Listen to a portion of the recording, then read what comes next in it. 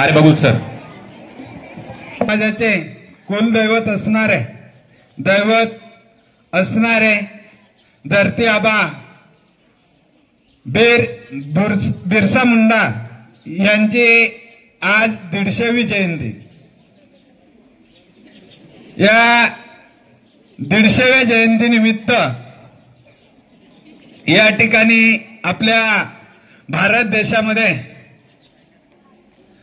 अनेक सरकारी कार्यक्रम आयोजित केलेले आहेत। आपल्या महाराष्ट्र राज्यामध्ये आदिवासी विकास विभाग या विभागाने देखील नागपूर येथे भव्य असा कार्यक्रम 3 दिवसीय कार्यक्रम हा त्या ठिकाणी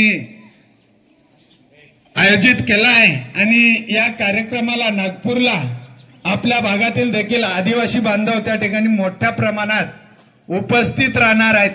अशा बिरसा मुंडा यांचा हा जन्मदिवस आणि मग हा त्यांचा जन्मदिवस हा उल्लेखनीय असावा याच्यासाठी कुठेतरी आता सरकारकडून प्रयत्न होताना दिसत आहेत।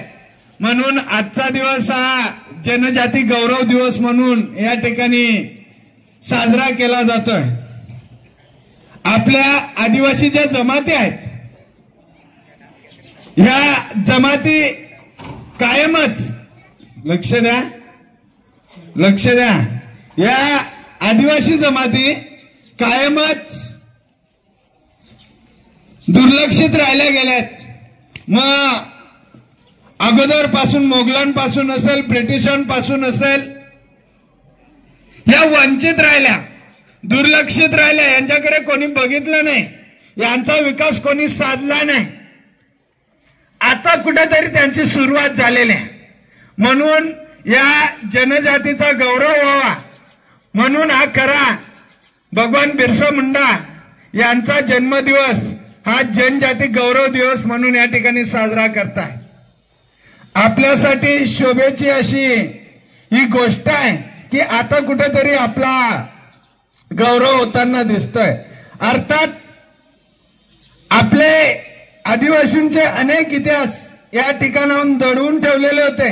मी बऱ्याचदा सांगतो की आम्हालाही ते कधी वाचनात आले नाहीत, परंतु आता तुमच्या समोर येत आहेत की तुम्ही या ठिकाणी भाग्यवान आहात। आपल्या क्रांतिकारकांची माहिती आपल्या सगळ्यांना या ठिकाणी इतिहासाच्या माध्यमातून या ठिकाणी मिळत असते। भगवान बिरसा मुंडांच्या बाबतीत म्हणायचं झालं तर अतिशय बुद्धिमान असा हा बालक आपल्या शिक्षणातून आपल्या बुद्धीच्या जोरावर या ठिकाणी ब्रिटिशांना जेरीस आणणारा हा आदिवासी वीर, या आदिवासी वीराचा जन्म झारखंड, आजच्या झारखंड या राज्यामध्ये झाला। पूर्वी छोटा नागपूरचा पठार, या पठारामध्ये या बिरसा मुंडांचा जन्म झाला। आपल्यासारखे दरेखोरे असणारे, त्या ठिकाणी पहाडी प्रदेश असणारा हा एरिया, या एरियामध्ये डोंगर उतारावर वाहणाऱ्या नद्या ते पाणी अडवून त्या ठिकाणी थोड्याफार प्रमाणात उपजीविका भागेल अशा पद्धतीने शेती करणारे आदिवासी कुटुंब त्या ठिकाणी राहत आणि त्यामध्ये भगवान बिरसा मुंडा यांचा सगुण आणि कुमरे या माता पित्यांच्या पोटी यांचा जन्म झाला। लहानपण सुंदर गेला। आई वडील मोलमजुरी करत असताना त्यांना स्थलांतर करावं लागायचं, इकडून तिकडं जावं लागायचं। अशात भगवान बिरसा मुंडा यांचं शिक्षण झालं। जयपाल नावाचे त्यांचे गुरु त्यांच्याकडे शिक्षण घेतलं, पण शिक्षण घेत असताना देखील त्यांना धर्मांतरण करावं लागलं, ख्रिश्चन धर्म स्वीकारावा लागला आणि मग त्या ठिकाणी मिशनरी शाळेमध्ये त्यांनी आपलं शिक्षण घेतलं। ज्यावेळेस ते शिक्षण घेत असताना त्यांनी बघितलं की या ठिकाणी आपला हिंदुस्थान आहे, आपला भारत देश आहे, आपला देश आहे, आपला गाव आहे. आणि काय इथं ब्रिटिशांची सत्ता, ब्रिटिशांचं राज्य. एकाने सांगितलं आमू गाव आमू राज्य, आमचं गाव आमचं राज्य, आमचा देश आमचं राज्य असलं पाहिजे. हे त्याच्या ध्यानात आलं, बिरसा मुंडांच्या ध्यानात आलं. आणि मग त्यांनी या ब्रिटिशांविरुद्ध उलगुलान नावाची चळवळ सुरू केली, उलगुलान नावाची मोहीम राबवली.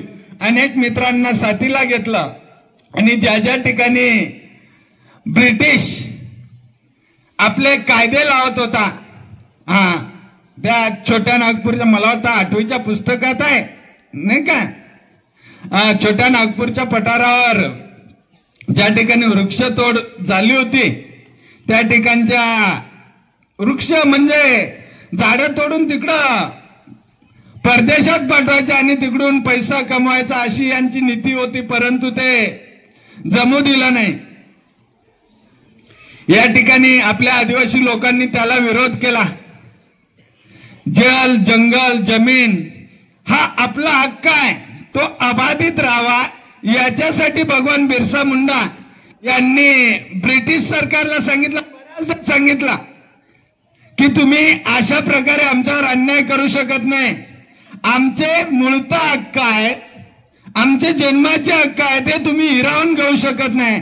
आणि ज्या वेळेस ब्रिटिशांना कळालं की हे पोरगं काही चांगलं दिसत नाही, हे काही आपल्याला जमू देणार नाही, हे काही आपल्याला त्या ठिकाणी पसरू देणार नाही, म्हणून बिरसा मुंडांना त्यांनी अटक केली आणि सलग 2 वर्ष त्यांना जेलमध्ये ठेवलं. शेवटी एका अटीवर त्यांना सोडण्यात आलं की याच्या पुढे तू असं उलगुलान वगैरे आंदोलन वगैरे करणार नाही किंवा जनमानसामध्ये त्यांचं काय म्हणतात त्यांना शिकवण देणार नाही, त्यांना प्रबोधन करणार नाही. अशा अटीवर त्यांना त्या ठिकाणाहून सोडण्यात आलं. त्यांच्यासह 2 मित्र होते, त्या दोघांनाही सोडण्यात आलं आणि मग त्या ठिकाणी बाहेर आले. बाहेर आल्यानंतर पुन्हा त्यांनी त्या ब्रिटिशांविरुद्ध याच कारवाया या ठिकाणी सुरू ठेवल्या. पुन्हा बिरसा मुंडांना पकडण्यात आला आणि जेलमध्ये टाकून त्या ठिकाणी त्यांना जेलमध्ये कॉलरा टायफॉइड असे आजार झाले आणि या आजारामध्येच 9 जून 1900 साली 25व्याच वर्षी त्यांचं या ठिकाणी निधन झालं. अशा या पवित्र स्मृतीस विनम्र असं अभिवादन करतो आणि माझं भाषण संपवतो. जय जोहार, जय आदिवासी.